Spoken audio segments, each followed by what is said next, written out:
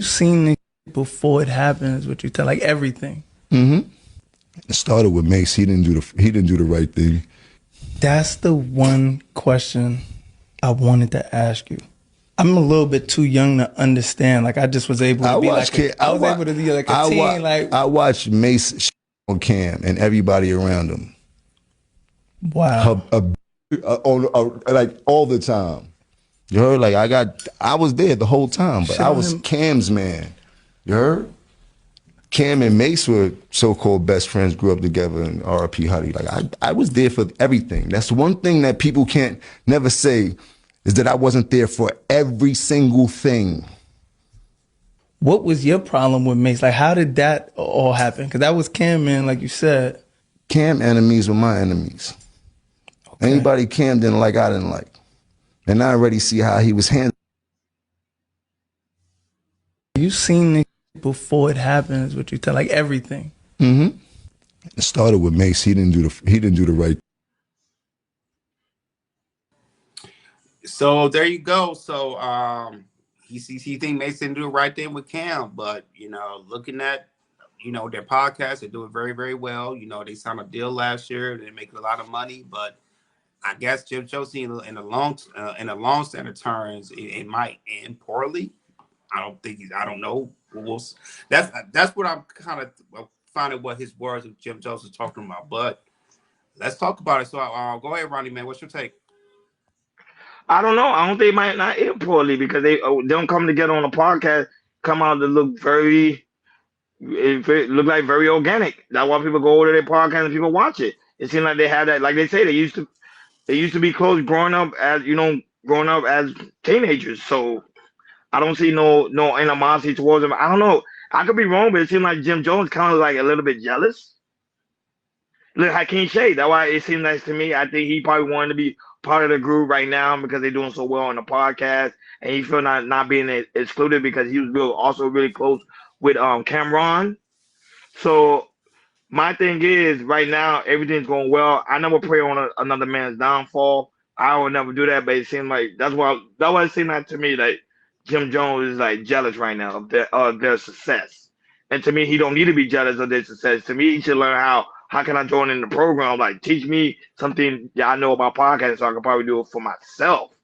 But I don't think they have no form of animosity towards each other at all. And if they do, they know how to hide it very well because they podcast is doing numbers. Go right ahead, King. What's up, Bobby? How you doing?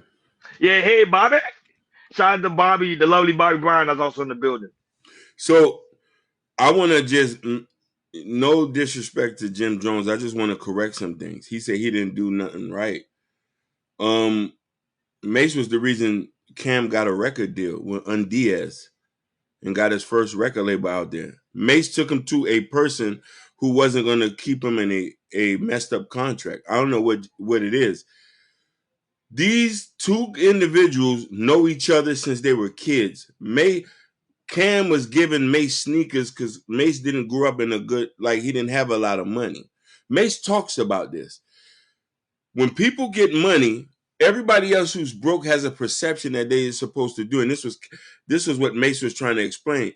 He didn't have everything to give Cam at that point. That's where the rift came because people expect.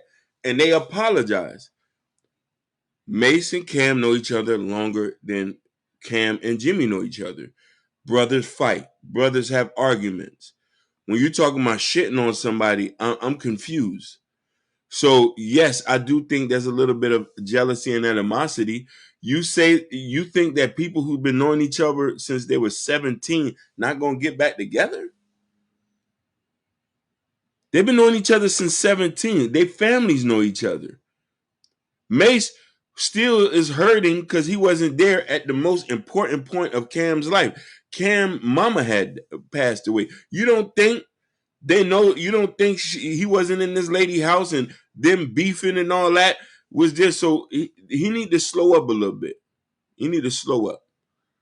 Slow up Shout and out to Killer just Swag. yeah. Shout out to Killer Swag in the building. Oh, sorry, I didn't even know you was done. Sorry, go right ahead. You He need that to final point. slow up and make up with Cam and Mase. So it could be a good thing. Like all this tough bravado stuff, we over 50 now. We don't need that. we're not back on the block anymore.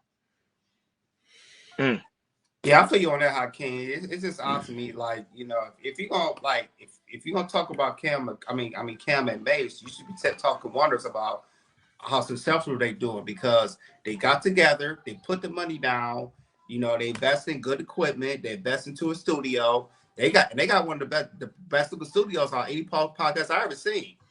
They got high tech stuff in there. They stuff look like a real live studio, like a nice little studio. So, you know, when I'm seeing that, you know, I'm like, okay, they put money in. They probably put maybe a couple $100,000, you know, into investing that type of stuff and everything. So, and after that, they were doing really, really good. So I don't know why Jim Jones is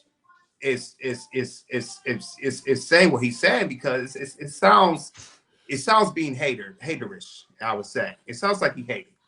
I mean, my thing is like Cam had this idea that he wanted to do the podcast. Yeah, I'm thinking that he might pitch the idea to Jim Jones, but Jim Jones probably didn't want to do it.